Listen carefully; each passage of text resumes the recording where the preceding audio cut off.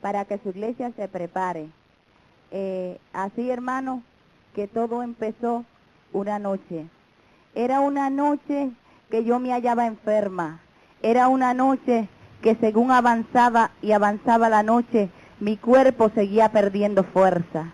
Era una noche que yo sabía que algo iba a ocurrir en mi vida. Seguíamos alabando al Señor, seguíamos reclamándole la promesa al Señor como sanador, pero nada ocurría en mi cuerpo. Era un ataque al corazón que me daba. Al llegar la madrugada, mi esposo me dijo, yo no voy a ir al trabajo porque tú estás muy enferma. Yo voy a esperar a ver qué va a ocurrir contigo. Pero era plan del Señor, Iglesia de Jesucristo, que Él partiera a su trabajo, porque yo le dije, mira, vete a tu trabajo, porque yo no quedo sola, yo quedo con el Señor. Y efectivamente, Iglesia del Señor, yo no quedé sola, quedé con mi Señor. Llegó el momento decisivo que le va a llegar a cada persona. Llegó el momento que sentí la muerte muy cerca de mí. En aquel momento cogí el teléfono que queda al lado de mi cama y me despedía de mi ser querido. Llamé a la mamá de mi esposo y le dije, mira, yo te llamo porque yo me estoy muriendo. Ella recibió una bendición grande de parte de Dios y me dijo, algo grande va a suceder contigo en este día.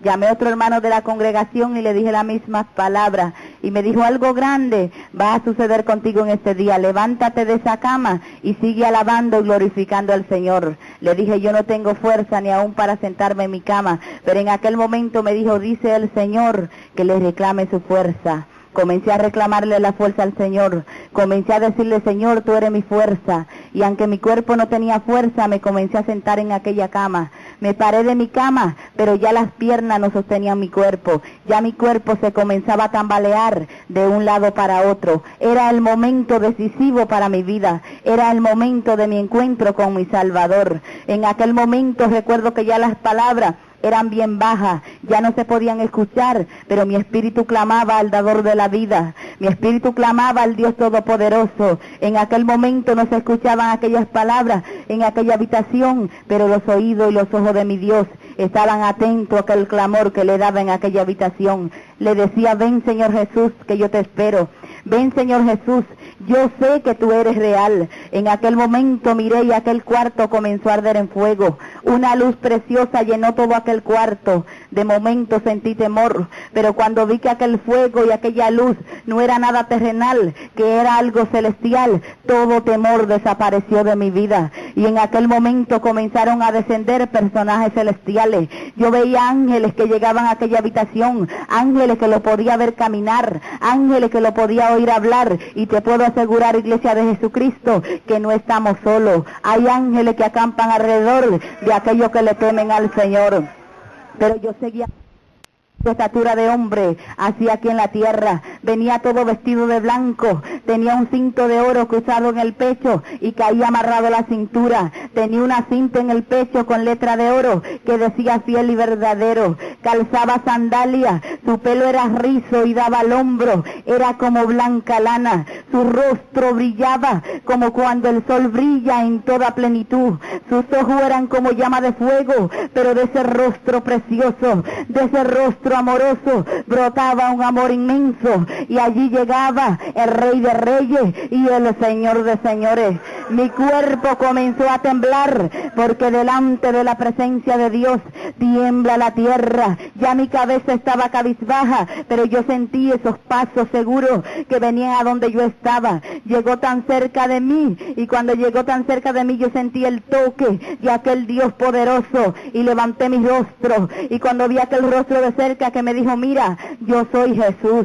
En aquel momento, Iglesia de Jesucristo, caí como muerta. Allí en aquella habitación no había nadie humano, allí solamente estaban los ángeles y el Señor. Cuando caí muy retirada de mi cama, pero cuando volví en sí, me hallaba acostada en mi cama, y del lado derecho de mi cama, ahí se hallaba sentado el Rey de Reyes y el Señor de Señores. Mi cuerpo permanecía inmóvil, mis ojos estaban bien abiertos y aún no pestañaban, mirando ese Dios real, mirando ese Dios verdadero. En aquel momento volvió y me habló y me dijo, mira, no temas, yo soy aquel Jesús que murió por ti. Mira, las marcas de aquellos clavos todavía están en mis manos, todavía las marcas de aquellos clavos todavía están en las manos de mi Señor. En aquel momento me dijo, he dejado mi trono de gloria porque tengo que hablar contigo. Me dijo, hay muchas cosas en tu vida que tú me tienes que entregar. Yo creía que ya le había entregado todo al Señor, pero por la boca del que escudriña la mente,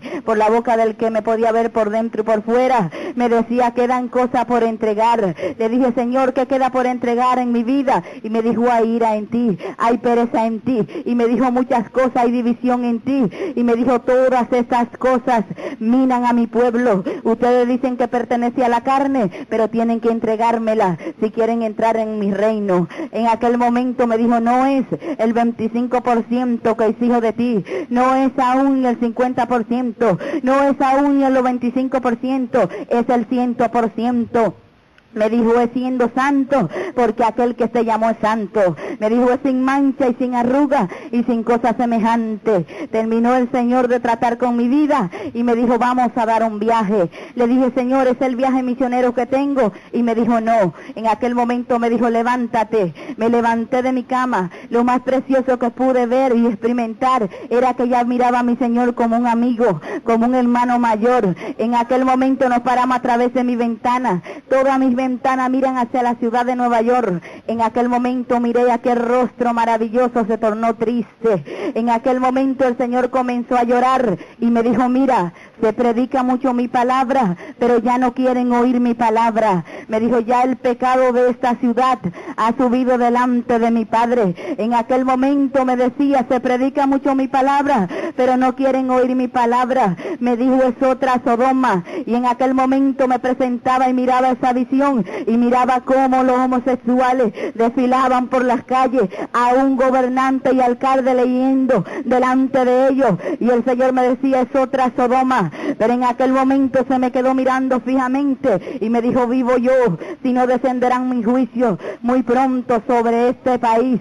Pero en aquel momento que el Señor habló de esta manera, yo comencé a llorar y me dijo, no debes de temer, porque cuando los juicios de mi Padre desciendan hacia la tierra, mi iglesia ya no estará en la tierra. Volví de nuevo a mi cama y en aquel momento me dijo, vamos a dar un viaje. De nuevo le pregunté, Señor, ¿es el viaje que tengo misionero? Y me dijo, no. Me dio un nombre de un hermano de la congregación que yo pertenezco. Me dijo, llama a este hermano, dile que tu espíritu va a salir, que ese cuerpo va a quedar sin vida, que no lo entreguen a las autoridades, que no lo lleven a hospitales, que no lo lleven a funeraria, porque yo, el dador de la vida, me llevo tu espíritu, pero tu espíritu regresará. Me dijo, dile que esperen en mí, que confíen en mí. Y me dijo, dile que le digan a tu esposo que yo soy la resurrección y la vida. Y el que cree en mí, aunque esté muerto, vivirá. En aquel momento se apartó de mi lado de aquella cama, extendió su mano. Y cuando yo escuché aquellas palabras preciosas y me dijo, ven, en aquel momento sentí un dolor inmenso que llenaba mi cuerpo. Mi cuerpo se retorció de dolor. Mi cuerpo brincó en aquella cama. Y de ese cuerpo salió otro cuerpo, un cuerpo que ya estaba todo vestido de blanco, un cuerpo que brillaba al igual que brillaba el Señor, un cuerpo que no necesitaba que le abrieran puertas para salir. Y el Señor me dijo, mira, ese es el cuerpo que muy pronto tendrá mi pueblo. En aquel momento miré, iglesia del Señor, y esa persona interior que se hallaba cogida de la mano del Señor, lista para partir con el Señor me dijo, mira, y miré hacia atrás, miré mi cuerpo que quedaba en aquella cama, aquel cuerpo pálido, aquel cuerpo sin vida, y el Señor me dijo, eso de nada sirve, eso es polvo y al polvo ha de volver. Me dijo, esto es lo que pertenece a mí, el espíritu, porque esto yo le di al hombre. Yo creía que yo iba al cielo porque yo tenía seguridad de salvación, pero comenzamos a descender y bajábamos a la profundidad de la tierra, llegamos al corazón de la tierra. Cuando llegamos al corazón de la tierra nos paramos frente a un túnel oscuro,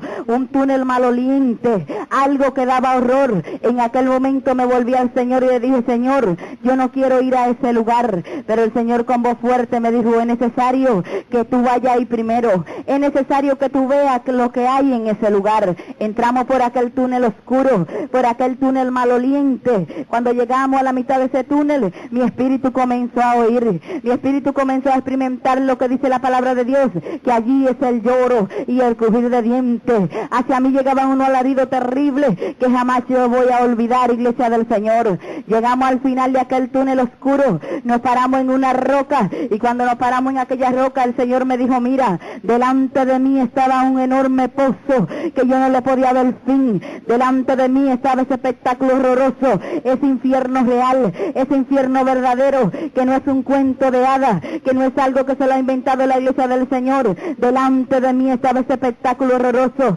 En aquel momento, iglesia de Jesucristo, miraba aquellos que estaban en el infierno, con aquellos cuerpos lacerados, con aquellos cuerpos atormentados. Era algo espantoso. Yo lloraba y miraba al Señor, y en aquel momento el Señor me dijo, grábate este lamento, y oía un coro desesperante que no cesaban de decir, ay, ay, ay, esto es para siempre, ahí no hay nadie para nadie, ahí solo se debate el sufrimiento eterno, el dolor, el odio por los siglos de los siglos. En aquel momento experimenté algo, y fue que sentí una gran responsabilidad por ser parte de la iglesia de Jesucristo, y en aquel momento me volví al Señor y le dije, Señor, ¿hay alguien de mi familia aquí? El Señor me dijo, yo no te voy a permitir ver a nadie de tu familia. ¿Sabe por qué, iglesia de Jesucristo? Porque a veces le predicamos a todo el mundo, pero cuando llegamos donde mamá y papá y pertenecen a la gran Babilonia, no nos atrevemos a predicarle a ellos, porque ellos se enojan. Pero es mejor que ellos se enojen y no que vayan a caer a aquel lugar de tormento. Le decía al Señor, ¿hay alguien de mi familia aquí? Y el Señor me dijo, yo no te voy a permitir ver a nadie de tu familia. Pero le dije, Señor, ¿hay alguien que yo conozca aquí en este lugar? Y el Señor me dijo, sí hay alguien, y sí te voy a permitir verlo. En aquel momento miré a un joven que subía de la profundidad del infierno. Ese joven, en una campaña evangelística que dimos mi esposo y yo en Licey al Medio, en la República Dominicana, en Licey al Medio, Santiago. Recuerdo que teníamos campaña en una plaza, pero era plan del Señor que fueran a un hogar en el día. Mi esposo predicaba la palabra de Dios y yo me hallaba tranquilamente escuchando la palabra del Señor. Oí la voz del Señor audible que me dijo, levántate, ahí pasa Alejandro, ve, háblale de mí, Alejandro, porque le doy su última oportunidad. En aquel momento viré hacia la calle y allí pasaba aquel joven llamado Alejandro. En aquel momento llegué donde estaba Alejandro, le presenté a Jesucristo como Salvador, como Libertador. Alejandro se comenzó a reír a carcajadas y me dijo, yo no creo que Dios existe, yo no creo que Jesucristo existe. Me dijo, ustedes son un chorro de locos, de fanáticos que andan por el mundo entero diciendo que Cristo viene pero nunca va a venir. Pero qué equivocado estaba Alejandro. En aquel momento sentí por el Espíritu que Alejandro se burlaba del pueblo de Dios, que Alejandro se burlaba de Jehová Dios de los ejércitos, y Jehová Dios da la vida y Él la quita cuando Él quiere. Le dije, Alejandro, tú vas a morir muy pronto. El Dios que yo le sirvo me dijo que te daba tu última oportunidad. Volvió a reírse a carcajada. Se movía de un lado para otro y me decía, mírame bien, estoy muy joven para morir, me queda una larga vida para yo gozar mi vida aquí en la tierra. Pero iglesia del Señor, Alejandro murió tal como dijo el Señor. Más o menos a las 2 o las 3 semanas Alejandro murió.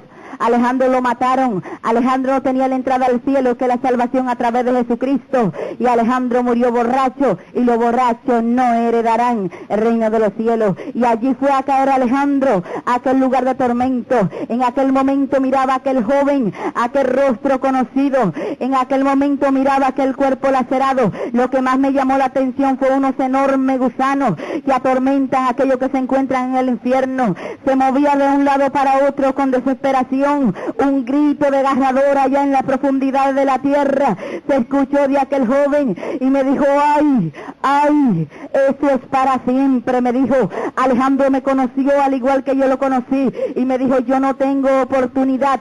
Yo desprecié aquella oportunidad que me fue dada, pero me dijo, vete, háblale a mi familia para que no venga a caer a ese lugar de tormento. Es el tiempo, iglesia de Jesucristo, de que tú le hables a tu familia, de que tú le hables a tu compañero de trabajo, de que tú le hables donde quiera que tú vayas, tú le hables que hay un Dios que liberta, aleluya.